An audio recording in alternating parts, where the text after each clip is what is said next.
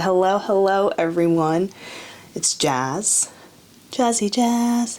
Jazzy Jazz. Jazzy Jazz. I have received so many questions since I've really started posting on my TikTok just about my filming journey, and so I wanted to really start this YouTube to really help other people and to provide resources for things that I didn't really feel like I had access to. I was constantly looking for people who would open up and who would show us kind of their whole filming process, how they got from point A to point B, the entire thing. But for me, pas moi, I will be doing so, partly to help other people, and then also I think it's really cool just to be able to see how far I've come and from what I've come from. Oh. So for my first video, my topic will be the 4 things that you can do to get started on your filming journey. And so for me, because I am also a content creator, I will also be talking about that just a little bit, but mainly how to pick up a camera and how to start using a camera. So I'm going to pull out my handy dandy composition notebook from 3rd grade. Just kidding. It actually holds my iPad. How cute. Tip number 1, practice. Guys, it's really easy just to kind of get a camera. You can buy one off of Facebook Marketplace. They don't cost that much, and people are willing to give away a fairly nice camera for a heavily discounted price. I actually bought my Sony A5000 actually from a secondhand retailer, and I want to say that was about $200. I bought that in 2020, I think, or early 2021 maybe. And that's really kind of when I started filming, but the A5000 actually doesn't have audio on it, which was unbeknownst to me. And I also did not realize that I would be taking content and filming on as much as I would in the future. So I actually ended up renting a lot of cameras. I actually started off renting the Sony A7 III. It served me well. I rented it. I got to use it for 3 to 5 days, just depending on the day that I rented it, for about $100. So there are ways, there are means, and I would film all my content over that weekend or during that time. I would schedule it out and I would just boom, boom, boom, boom, boom, or schedule out whenever I was going to practice with it. I mean, you live in a city or a town or a suburb, and you have access to things that you can film. You have access to things that you can practice with. Whether that's your landscape, whether that's your car, whether that's your friends or with your family, just pick up a camera, just start toggling with it. There's always YouTube videos, and you can really do that easily. Number 2, take classes. Girl, you have a community college, you have a public university, you have YouTube, you have church. I get the whole church thing, just hear me out. I'm just going to start from community college and public universities. Most universities and colleges now offer online classes.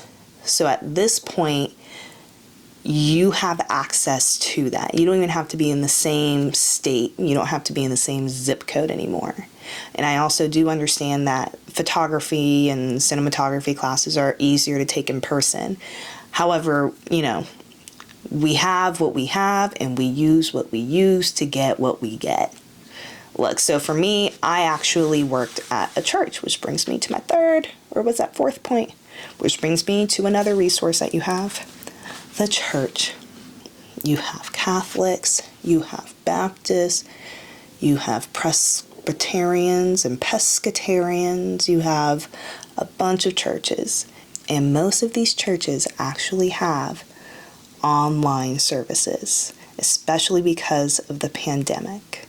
And because they have online services, they have to have an AV team. Woo-hoo! Now, for those of you who don't know, AV stands for audio visual. So these people handle most of the technology that happens and runs throughout a church service. Actually, this time about 2 years ago, when I moved to Atlanta, I was actually forced to volunteer for a church. Turned out to be one of the best things I ever did. I learned so much about how to work a camera, what's going on with audio, all these different things to basically put on a production. I cannot do a production for a church by myself at all, but I do know how to take down and put up a camera on a giant tripod along with a giant platform. I no longer do that in the church anymore. I'm actually moved over to basically a content creator role where I do a little handheld action. I passed out and I fell off the platform backwards. Blacked out, don't even remember it. And then what made matters worse is that the pastor stopped service and said, "Can we pray for that person? Can we pray for them?" But your church will be probably the best asset for you because they hire people who are professionals. They either hire or you have people volunteering in the church who are professionals and who know how to do this and who know how to do this well. And I've been really blessed to be around people who have worked in the industry, MTV, running concerts for major artists. My last point, YouTube. You get to learn a bunch of stuff. And there are a lot of photographers, there are a lot of cinematographers who are wanting to teach you their trade. That's how I learn a lot about the little nuances of the cameras that I use, particularly Sony cameras. Number 3, and this is for my people who really want to work on a project or a concept, whether it be a short film, bulk content for a client, for a corporation, for an organization. Use your resources. I don't think y'all heard me on that one, so I'm going to repeat myself. Use your resources. Thank you. So if you are new to this, you have friends, you have family members who are really wanting to be in front of the camera. They've always desired to be in front of the camera, or they really just love you and don't mind helping out. Use them to be in your short film. I have no resources. Girl, yes you do.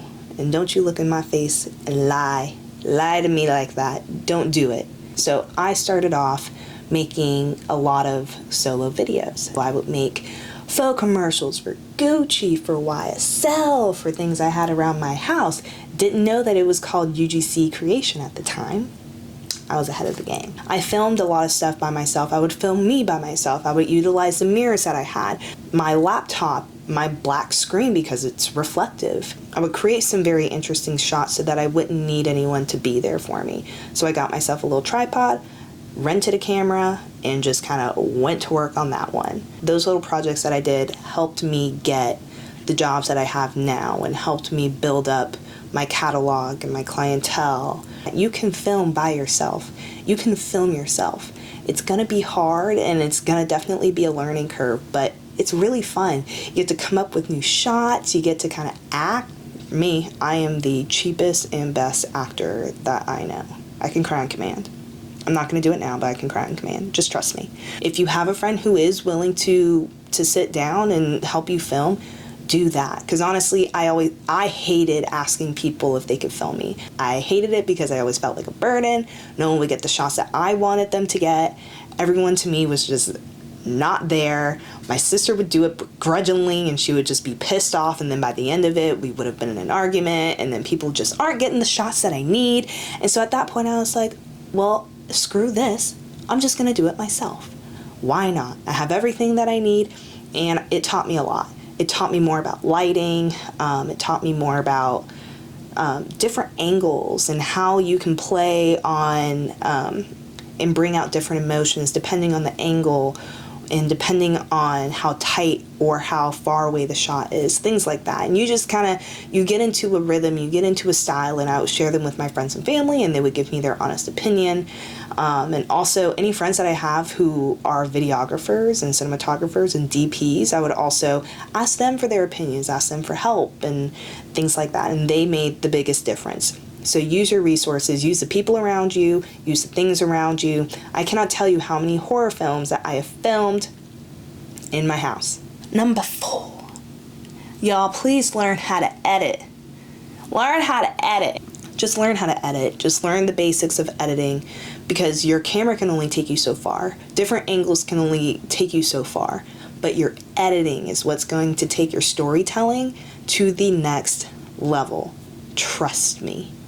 There are only so many ways that you can hold a camera, but the way that you edit, whatever you shoot, whatever you film, is going to define you as a content creator and as a filmmaker. And when you really start understanding how important and vital editing is to your process and to your final product, it will completely change the way that you look at how you film, how you shoot, how you plan transitions, who's in it, where is it going to be. It changes that for me. One of the best books that I could recommend to help you with editing and helping you understand editing is In the Blink of an Eye. So this is a book that was recommended, well, it was required reading for one of my classes at UCLA. And I started skimming through it because I was like, why am I getting an editing book for a entertainment marketing class? I cannot tell you how great it is. Like, I learned about the rule of six from this book and a bunch of other stuff. I will sit here and I will spend hours editing and I just won't stop.